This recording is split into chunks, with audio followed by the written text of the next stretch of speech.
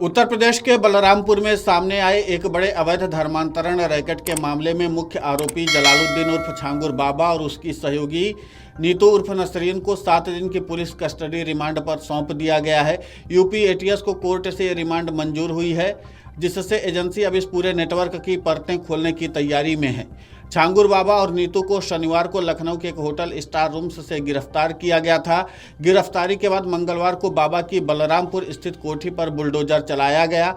वहीं ईडी ने money laundering का केस दर्ज कर लिया है।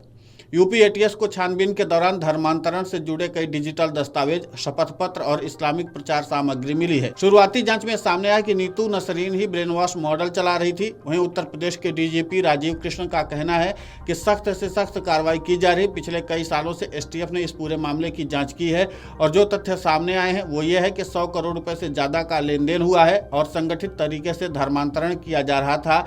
इसलिए उस मामले में ये कार्रवाई की जा रही है। यह साफ संदेश है कि किसी भी तरह की कोई भी अवैध गतिविधि बर्दाश्त नहीं की जाएगी।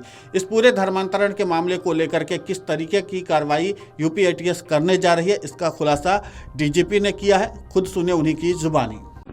जो कठोरतम कार्रवाई है उस कार्रवाई को किया जा रहा है और जैसे कि आपको मालूम है कि पिछले कई सालों में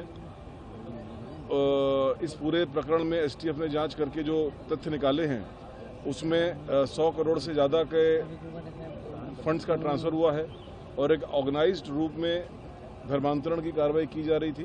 तो उसमें ये कार्रवाई की जा रही है और ये एक स्पष्ट संदेश है कि किसी भी प्रकार की अवैध गतिविधि को बर्दाश्त नहीं किया जाएगा। छांगुर बाबा की गिरफ्तारी के बाद आज एक वैक्सीनेशन का सर बड़ा कार्यक्रम हुआ है। माननीय राज्यपाल जी के इनिशिएटिव से, उनकी प्रेरणा से और उनके मार्गदर्शन में आज ये कार्यक्रम संपन्न हुआ है। मुझे ध्यान है कि जब मैं पहली बार उनको एक कर्टसी कॉल करने गया था डीजीपी का कार्यभार संभालने के बाद, तो उन्होंने पहले ही दिन इस बात की इच्छा व्यक्त की थी कि उन्होंने पिछले 2-2.5 साल में कई जगह पर इस तरह के कार्यक्रम कराए हैं जिसमें एचपीवी वायरस का वैक्सीनेशन 9 से 15 साल की बच्चियों के लिए कराया गया है और उन्होंने इच्छा व्यक्त की कि वो पुलिस में भी ये कार्यक्रम कराना चाहती हैं। जब मैंने आकर कमिश्नर साहब से बात की तो उन्होंने बताया कि वो पहले से ही इसकी रूपरेखा तैयार कर रहे हैं, क्योंकि माननीय राज्यपाल महोदय ने उनसे भी इस बारे में बात की थी। तो उनकी इस प्रेरणा से लखनऊ पुलिस ने, कमिश्नर पुलिस श्री सेंगर के नेतृत्व में आज इस कार्यक्रम को किया है, जिसमें करीब 153 बच्चियां, उनको ये वैक्सीनेशन कराया गया है। हमारे यहाँ पर पुलिस विभाग एक बहुत बड़ा विभाग है, करीब 4 लाख इसमें हमारे कर्मी हैं और उनके जो परिजन हैं वो तो नेचुरली 15-16 लाख या उससे ज़्यादा संख्या में होंगे।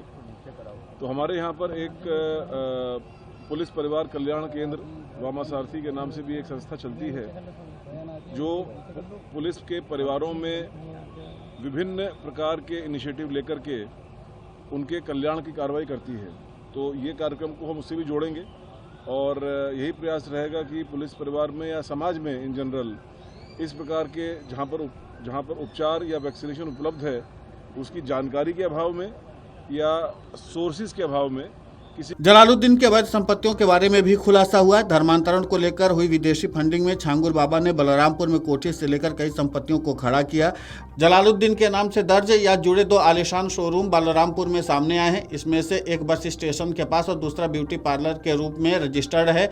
इनकी कीमत लाखों में बताई जा रही है और इसी के साथ यूपी एटीएस और तथ्यों को भी लगातार खोजने की कोशिश कर रही, लेकिन इसी के साथ यूपी एटीएस ने सवालों की पूरी लिस्ट तैयार कर ली है जो छांगुर बाबा से पूछताछ करेगी और उसके बाद और नए खुलासे हो सकते हैं।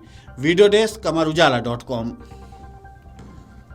अगर आप ये वीडियो YouTube पर देख रहे हैं तो हमारे चैनल को सब्सक्राइब कर बेल आइकन दबाएं और Facebook पर देख रहे हैं तो हमारे पेज को लाइक करें।